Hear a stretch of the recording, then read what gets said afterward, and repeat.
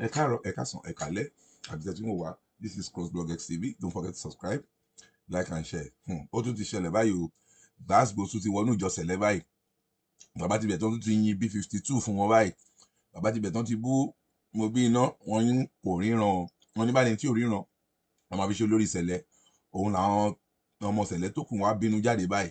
Wọ́n ti gbẹnu sí mic fún Bàbá Tibetan. Wọ́n náà fún Bàbá Tibetan ní 72 hours. Bàbá Tibetan gbọ́dọ̀ ṣe necessary open apology fáwọn. Kàkà bẹ́ẹ̀ tí Bàbá Tibetan ò bá ṣe, kàn máa expect the serious gbàgbó gidi gan ẹ̀yin tèmi.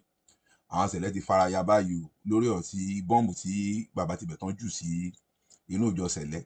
Wọ́n ní àwọn ò gbà ọ́, àwọn ò ní gbà, àwọn dẹ̀ṣẹ̀ bẹ̀rẹ̀ ní ẹjọ́ ẹjẹ́ àjọ wo. Please don't forget to subscribe, like and share. Gbogbo ayé gbọ́, àwa kì í ṣe ìran ọmọ tí máa ń rí àgbàlagbà fín, but ọmọ tó bá rí bàbá mi fín, that person will never go in his scot free. Ọmọ tó bá rí bàbá mi fín kò ní lọ in his scot free. Ó dà, ẹ má jẹ́ sọ̀rọ̀ jù, ẹ bá mi wo fídíò yìí. Ẹ wo ẹnìkan tó ń pè ní Tibetan, kì í ṣolùṣọ́ o, kì í ṣara wa, but ẹ wo fídíò yìí. Wọ́n lẹ̀ fún wa tẹ́lẹ̀ tá a mọ̀. Ẹ gbọ́ ohun tó ń sọ. Oshoffa is not sincere to the church. Ṣáyìn náà ń gbọ́ báyìí. He won't close.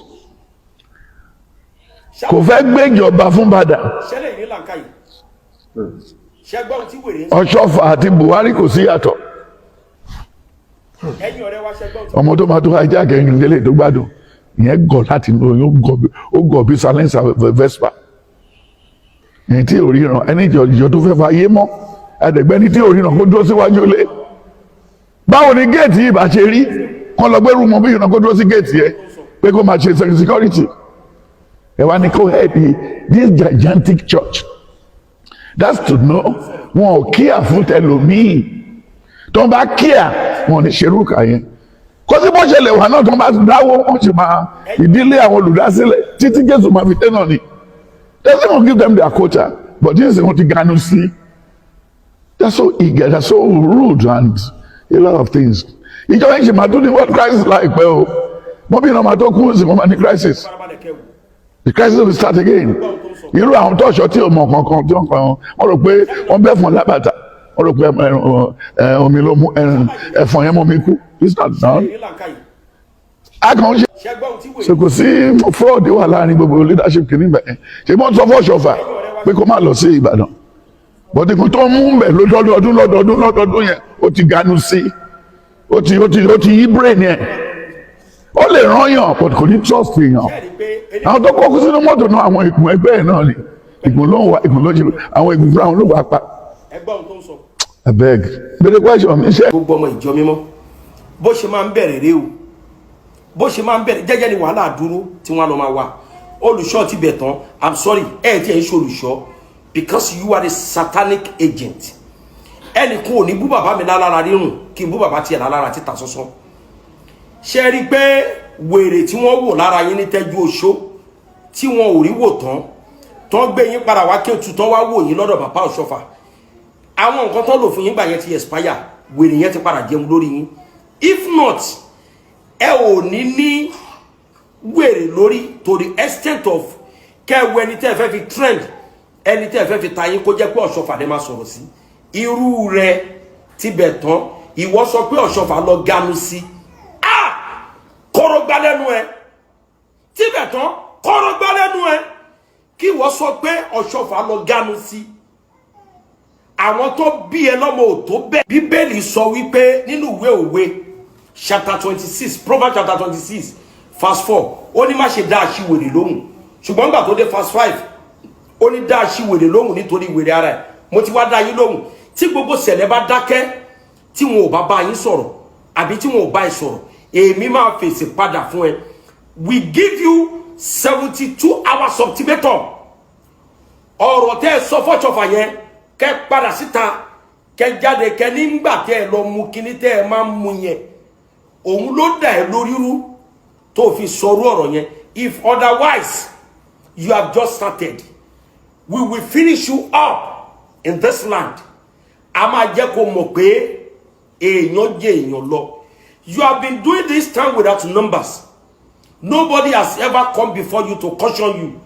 But àwa máa jáde, àwa ọ̀dọ́ sẹ̀lẹ̀, á jáde, á jẹ́ kẹ́ mọ̀ pé wọ́n wò ẹ́ Tibetan. Ọ̀rọ̀ kan lèèyàn máa ń sọ tí ò ní sọ mí mọ́. Èyí tó sọ yìí àṣìṣe ńlá ni. Èyí tó sọ yìí, I've been watching your videos. I've been watching many of your videos.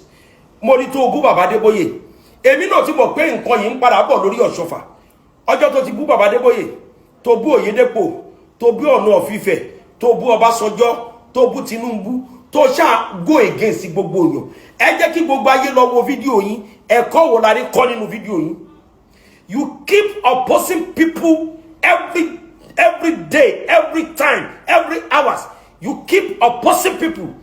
You have never once sọ tó dá nípa èèyàn kan lórí ilẹ̀ ayé rí. You come against everybody. Ṣé gbogbo ayé ò wá dá ìwọ nìkan ló dá? Ṣé o wá rí owó ṣọ sẹ̀lẹ̀? Aṣọ tó wọ̀ yìí ta la fún lórí ọ̀fẹ́. Ìjọ mímọ́ tó wà yìí ta la fi rán wá sáyé. Ṣé bàbá ẹ̀ náà fi rán? Àbí bàbá ẹ̀ náà fi rán? Àbí ọ̀nkù ẹ̀ náà fi rán? Àbí ẹ̀gbọ́n bàbá ẹ̀ kan náà fi rán? Ọ̀ṣọ́fà náà fi rán wá sáyé. Jésù ó wọnú ayé títí ó wẹni tó lè fi ṣẹ́ rán kó tó fi rán Ṣọ̀fà. Ó sì ti fi rán Ṣọ̀fà. Bí ò bá wá tẹ́ ẹ lọ́rùn bọ́ṣọ wálẹ̀, gbé pẹpẹ wá kúrò, dá dúró.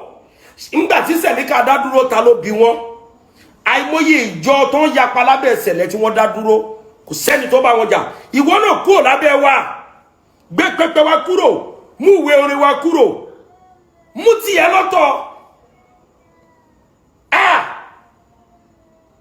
Ẹbí ò mọ̀ pé tó bá wo wèrè lára èèyàn, ó sì máa ń kú díẹ̀díẹ̀. Wèrè tí wọ́n wò lára ẹ, mo rò pé ó tán ni kò sì tán. That 72 hours kó jáde síta kó wá sọ fún gbogbo àgbáyé wípé o ṣì àgbo mu ni o. Kì í ṣe èyí tán ní kó o mú ló mú ló jẹ́ kó o ṣì wí. A nígbà tí mo ti gbọ́ lẹ́nu àwọn èèyàn pé you were taking hard drugs.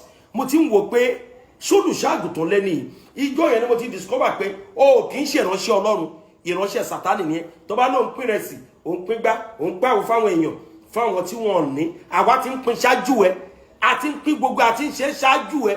Ó ń ṣe yẹn láti fi gain àwọn èèyàn. Gbogbo ọ̀rọ̀ tó ń sọ yìí ó dẹ̀ ń ṣe láti fi wá followers. O ò dẹ̀ lè rí, o máa padà dẹni àná. Tibetan wàá padà dẹni àná until you come back kó wá debunk gbogbo ìsọkúsọ tó sọ nípa Ọ̀ṣọ́fà. If otherwise nǹkan máa ṣí ẹ, àwa máa jáde tó fún ẹ. Lọ bọ́ṣọ wálẹ̀, take your new design aṣọ ẹ, mú ìjọ tìyẹ lọ́tọ̀ kó o dá dúró. Bíbélì sọ ní ìwé 1 Corinthians chapter 15, only there is body of Celestia and the body of Teresia. Only the glory of Celestia is one and the glory of Teresia is another. You are not a Celestia, you are a Teresia. The whole world, mo sọ fún yín, Tibetan kì í ṣara wa o. He is not a Celestia, but a Teresia. Kì í ṣara wa. Wọ́n kàn mú wá sí Sẹ̀lẹ̀ nígbà tó yí lórí ìjọsí tí wọ́n wá wò ó ní Tẹ́jú Oṣó. Nígbà tí wọ́n rí wò ń bẹ̀ náà mú wá sí Kétu tí wọ́n wá wò ní Kétu. Ṣùgbọ́n a mọ̀ pé wèrè yẹn máa tún padà sí lára. Wèrè ló ń ṣe o, kì í ṣe Celestia o. He is a Teresia. Bíbélì ló fìdí ẹ̀ múlẹ̀, kì í ṣara wa. Ṣùgbọ́n we give you 72 hours. Otherwise, wàá kàn dín nínú yọ.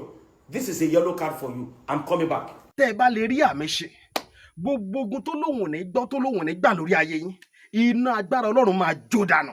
Kí lè nǹkan tẹ́ ń là kọjá tó dàbí pé ẹ ti wá ọ̀nà àbáyọ ṣùgbọ́n tí ẹ ti rí ọ̀nà àbáyọ. Ẹ ti pàdé wòlíì yín ló fà, ṣùgbọ́n arán mi sí ọ lónìí dádì, arán mi sí ọ lónìí mọ́mì. Olúwa lòun fẹ́ ṣe nǹkan ńlá nínú ayé yín. Olúwa sọ wípé gbogbo tẹ́ ń là kọjá yín òun fẹ́ fi òpin sí. Kí nìkan tẹ́ ń là kọjá lórí ìgbéyàwó ni, lórí ọmọ ni, lórí iṣẹ́ ni, níbi gbogbo ni, bóyá ogun kan ló dàbí pé ogun yẹn le, ẹ ti gbìyànjú kò tí ì sí ọ̀nà àbáyọ. Ẹ jẹ́ àjọ gbàdúrà, ẹ jẹ́ àjọ wá ojú Olúwa, kí làṣírí ogun yẹn gangan, ẹ jẹ́ àjọ wádìí lọ́wọ́ Ọlọ́run, ká dẹ̀ mọ ọ̀nà àbáyọ. Ẹ̀rọ ìbánisọ̀rọ̀ tẹ́ fi pè mí fún àdúrà àti ọ̀nà àbáyọ, òun náà ni +234 7025 47 5427 +234 7025 47 5427. Bẹ́ẹ̀ ṣe ń pè mí fún àdúrà lórúkọ Jésù ẹ máa rí ìyanu.